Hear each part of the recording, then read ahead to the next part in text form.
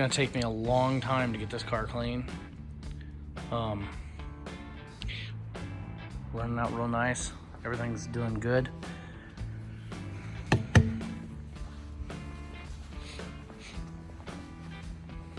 Yep. Anyway, I don't have any luggage in the car. And look at that. Look at that. I can get my whole hand in there. When I got the luggage in the car, it's that. So, yeah. The issue with the tires. The issue with the tires striking. The reason why nobody wanted to answer me ever is because, well, frankly, not a lot of people actually drive these things, and even fewer of them travel with them. But as I was driving around, and as I'm running around the country, I never had a problem with this striking. But now that I'm running around loaded, got a little bit of an issue. Workaround for that would be probably to install rubber buffer in the shock itself. Might end up doing that, or I could cut out the quarter panel a little bit, but then I run the risk of damaging this. So I don't know. Well, let's get going. Reno, Nevada is the next stop. I'm gonna pick up my luggage, and then I'll touch base with you, and then we'll get going. I honestly wish I had more time to spend in Salt Lake City. It seems like it's a pretty interesting town. The Hyatt Regency that I stayed in was really cool. The only downside was that I didn't have any more time to spend in it. I ended up getting into town about, I think it was about 11:30. The restaurant was closed. Dinner was an experience, to say the least. And although the hotel food was okay, out of the eatery, it wasn't the greatest. But the bed was nice. In the morning, the pool is awesome, and the buffet breakfast in the fancy restaurant that I did not get to go to because I was there too late was actually really cool. Anything you wanted, they would make it for you and bring it out to you. But you had a whole buffet, really nice stuff. It's one of the nicer hotel buffets that I've ever been in, I've experienced. So if you have a chance to head out there to the Salt Lake City Hyatt Regency, definitely check it out. It's well worth the stay. It's spoiler alert, this is probably one of the nicer hotels overall that I stayed in on this entire trip. So just kind of pencil that in. If you are heading through on 80, that's definitely worth a stop. They do have a valet parking. They do have a parking garage. When I did get to the hotel, I did notice that there was a wedding and some other things going on, some corporate parties, and there was a World of Warcraft convention going on. So that was kind of cool. Well, it wasn't a World of Warcraft convention. It was like Halo or something. But anyway, everybody was cosplaying, so it's rather interesting. It kind of caught me off guard because it is what it is.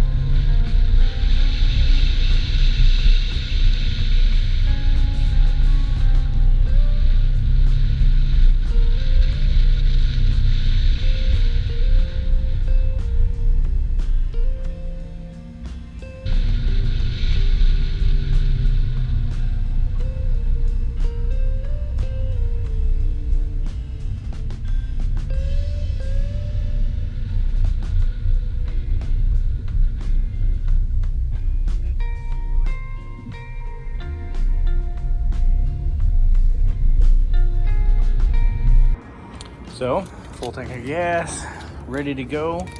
But I showed you before the unloaded stance, and this is the loaded stance. See, barely even 2 fingers in there.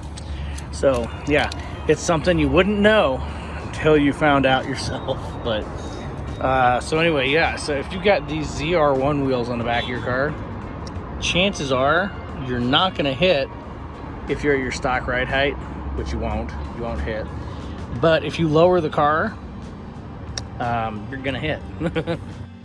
So zipping back on the interstate here, I did notice that the traffic was substantially nicer than it was coming into Salt Lake City. I don't know whether it's the time of year or what was going on in Salt Lake City itself. So before I left Salt Lake City, I gassed up.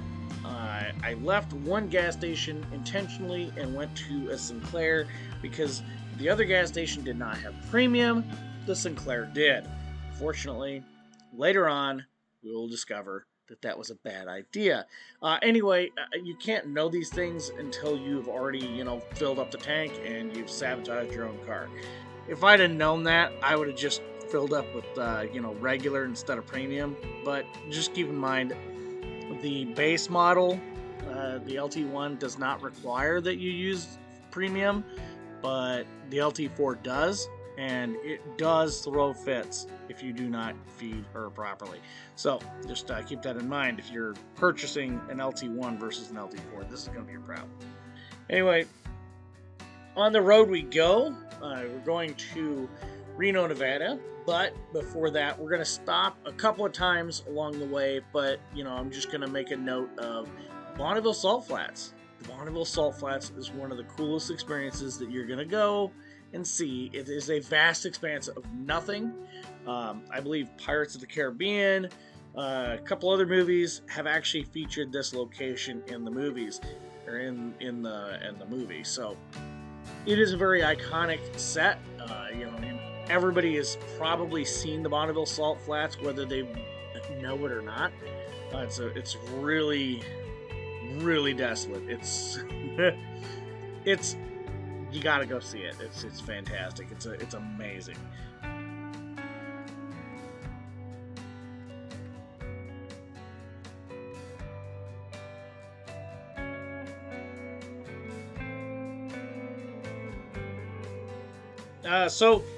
Checking out the car, make sure you have your fluids and everything, nothing's leaking, because guess what happens right after Salt Lake City? The Bonneville Salt Flats. It's gorgeous out here. Real quick update. We've made it to the Bonneville Salt Flats, and those of you who have been out on this stretch of 80 know that there's nothing that way and really nothing that way. So yeah, anyway, troublesome check engine light just come on. Thankfully it came on before I was leaving Salt Lake.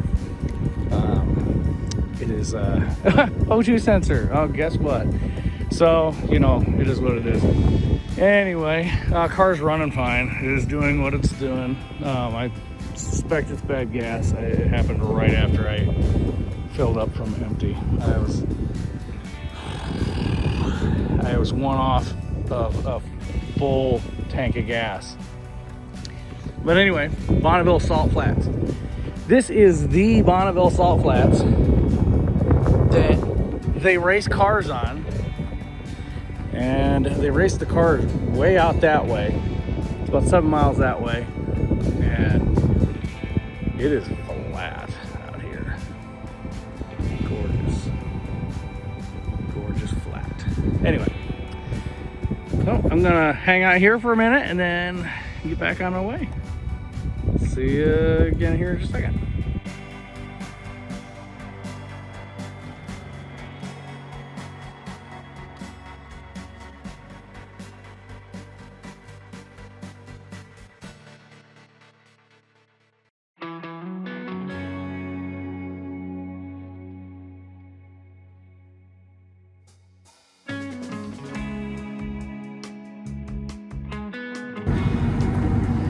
Yep, back on my way into the wild blue.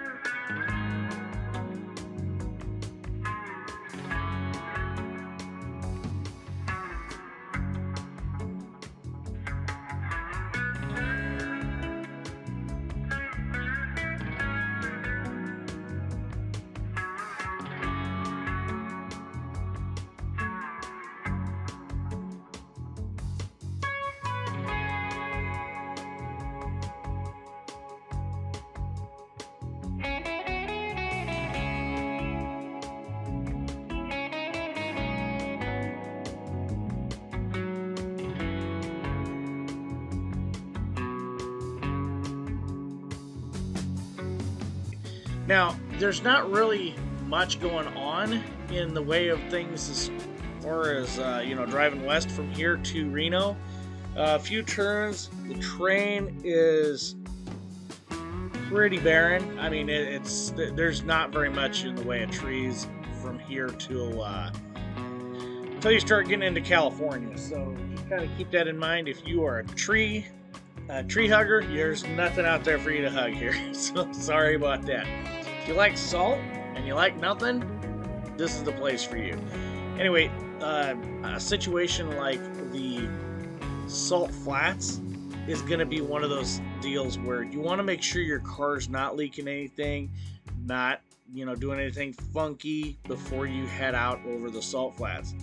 Well, depending on the time of year, it's either freaking cold or it's freaking hot. There's very rarely any in between. Depending on whether you break down at night or break down during the day, it's going to be a bad experience either way, because that's a long stretch of nothing either way. So, yeah. So anyway, make sure your car's in competent enough shape that you can get across it.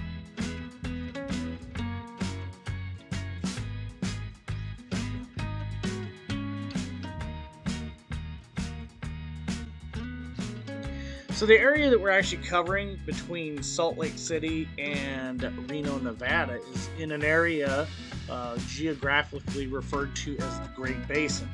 The Great Basin is essentially a giant lake bed. Well, I'm exaggerating there, but picture a giant lake bed. If you look actually as you're going through this area, you can actually see the shoreline where, I mean, it's not, your eyes aren't playing tricks on you. You look out on these hills, you can see the old shorelines, and you can see where the shore of the old seas were.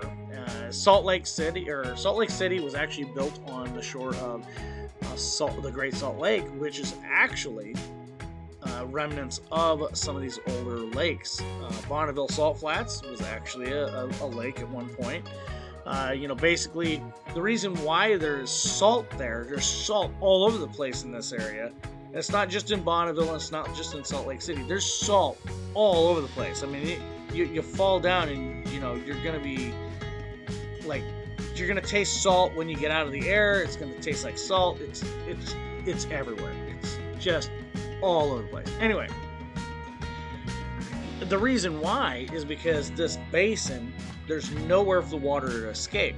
So, I mean, from Mexico all the way up to Oregon, from the basin goes into California and it goes all the way to Wyoming. I mean, this area is a huge area.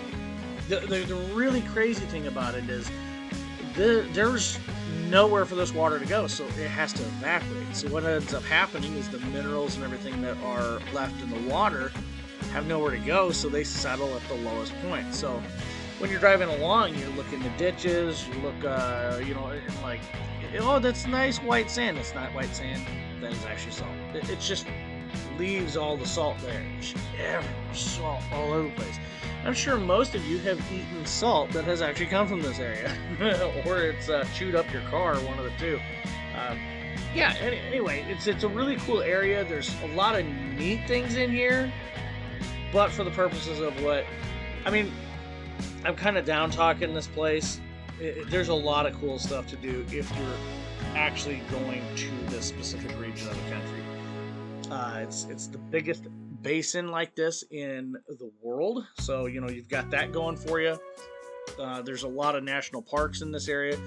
There's a lot of federal land out here. Most of the area out here is not owned by private individuals, so that's something you gotta take into consideration as to why there's a lot of nothing out here. But there's no trees. There are trees. There's very, very little going on out here unless you're actually out here specifically for that. But for the purposes of this video series, this is flyover country, and we're just enjoying the drive across the country. So yeah, that's where we're at with this.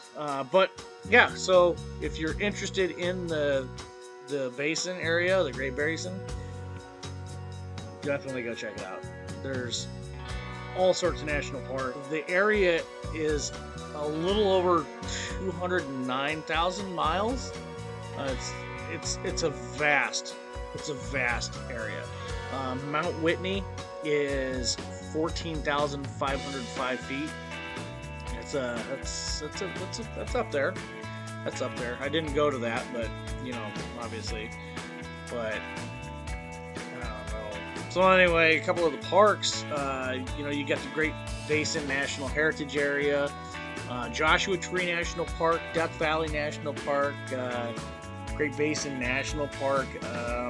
There are multiple railroads through there. If you are into railroads and stuff like that, you're gonna find plenty of stuff out there. Valley of Fire State Park. That was it's a national landmark in 1968. And also, don't forget, there's a lot of tourist trappy areas that are, you know, between here and there on there. You know, there's a lot of history through this area of the country. I mean, the Pony Express Road through here, it's crazy. Just think about that. I mean, it is a monumental task to get across this. You know, if you're in a wagon train or whatever, could you imagine? Oh, we got up over the hills in Nebraska, and now we see this just vast open area of salt. What do you do? So, yeah, plan accordingly. So even today, it's still dangerous to go across this area. But anyway, a lot of people take it for granted, and yeah, so.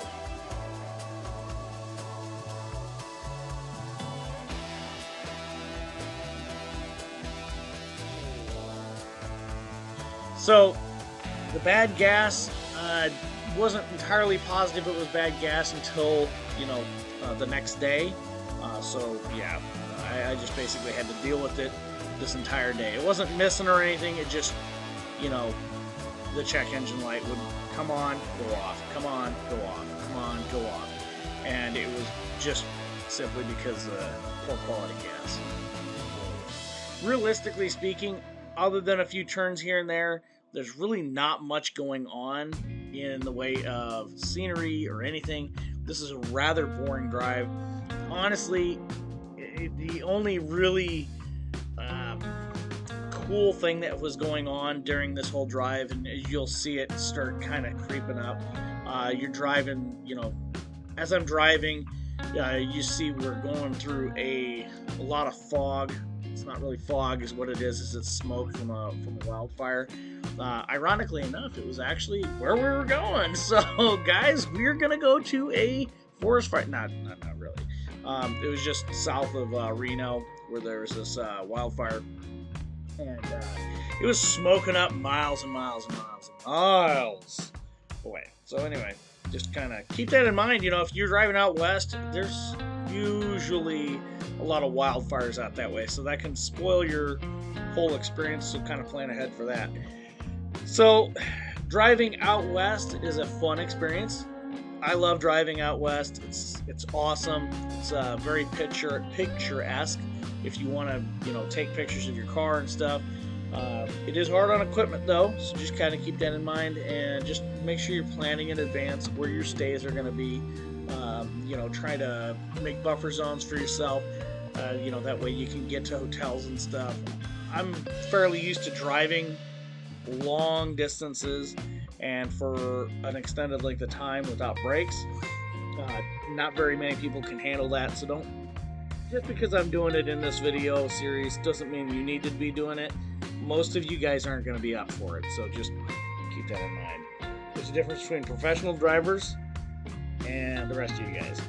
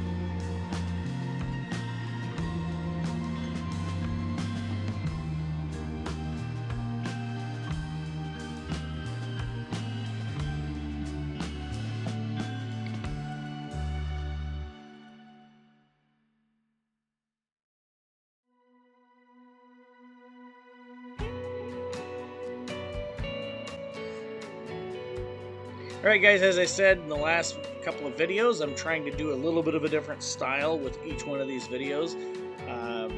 Just kind of trying to figure out how I want to do this. You know, I've got big plans for a couple of different styles of videos like this, but it's going to be more of a you know, weekend warrior project video series sort of thing. You know, where I basically travel around and do hotel and restaurant reviews, I guess, for those of you who would like to go out on a weekend date, basically, with the missus or Mister, you know, whatever your thing is there, your particular position.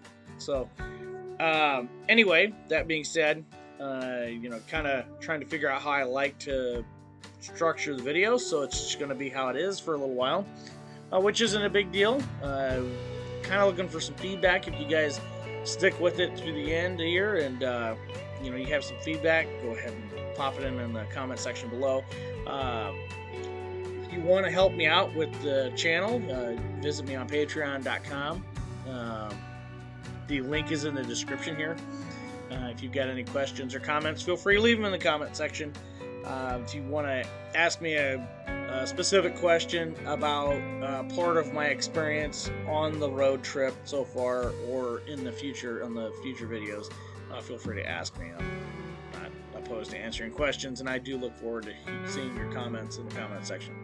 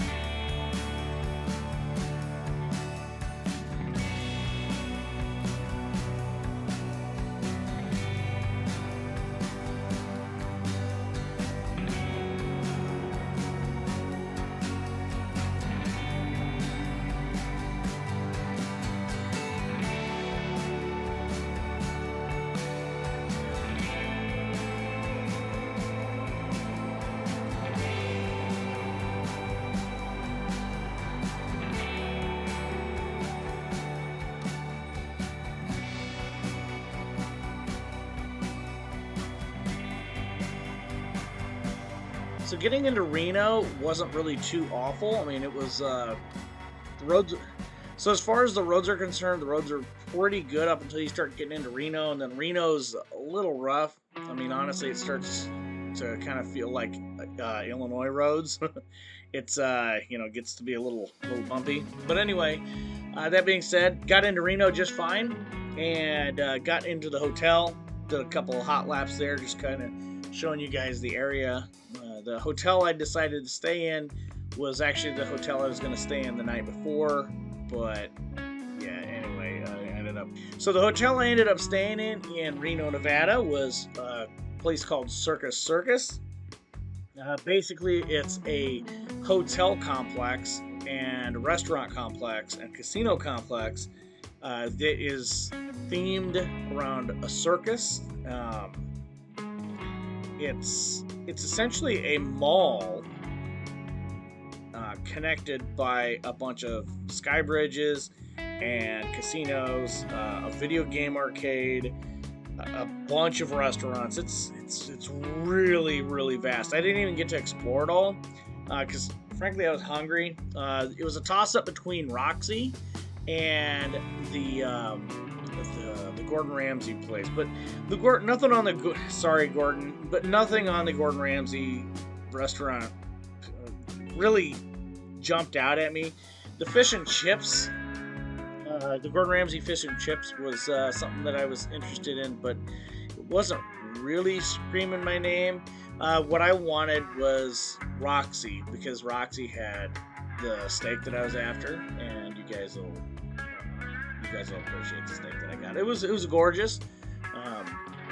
Yeah, got creme brulee and a whole bunch of other stuff. But anyway, ended up going to the casino, and it ended up paying for my. I already got my hotel basically paid for because I've got a bunch of points. But as far as the rest of it's concerned, the gas there got paid for because I went to the casino, which was awesome. So totally cool. So another perk of being just in the right place at the right time. I'm not lucky. I just happen to have been struck by lightning a few times, guys. So when I checked into the hotel, I parked out front where the valet was going to get the car, and I was going to have them, drive the car off and park it wherever they park the valet cars. But instead, the attendants were, they kind of collaborated together, and they kind of wanted the car up front, right? They wanted the car just kind of off the side, so it wasn't going to get in the way, but they wanted it up front, right? So what ended up happening is they parked it in this little spot here where it goes down into this basement, which nobody drives in, and it's its own spot, right? Well, what ended up happening was they left the car there all night, and which is no big deal, but it didn't come to my attention until the next morning that nobody knew how to drive a stick, which isn't that much of a surprise.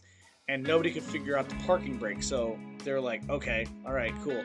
And rather than bug me every 10 minutes if they wanted to do anything with the car, they just left the car in that spot. So when people come in, they'd see my car sitting there. I look kind of like a high roller. It's kind of cool, but obviously it's not like a Ferrari or something, but probably the coolest car that was at the hotel at the time.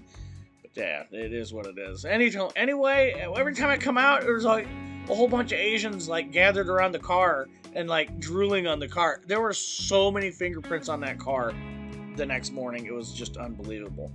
But yeah, so yeah, she got put to bed fine, and it was fun. This is one of my funner legs of the trip so far as where I was staying and everything. And yes, I did end up staying up until about 2:30 in the morning. Went to the casino and did some things there. Had a few things to drink, and then so it was a very good night. And I was very happy with how everything turned out. It was a very nice trip. It was the shorter leg of the trip so far, and it was very very relaxing getting to that hotel.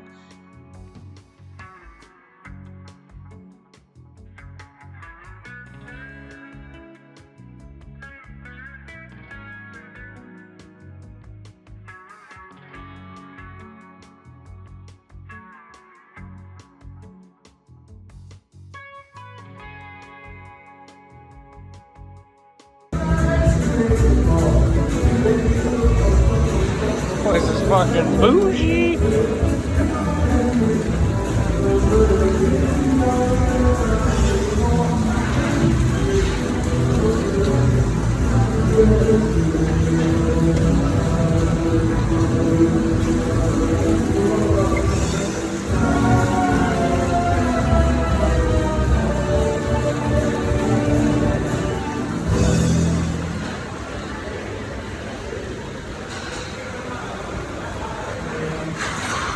Well, what do they got me up there for? Whatever. I didn't even give them permission to sculpt me. And a sushi place.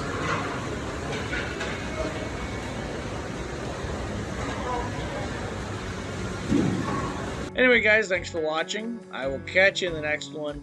And until then, have a great day and drive safe.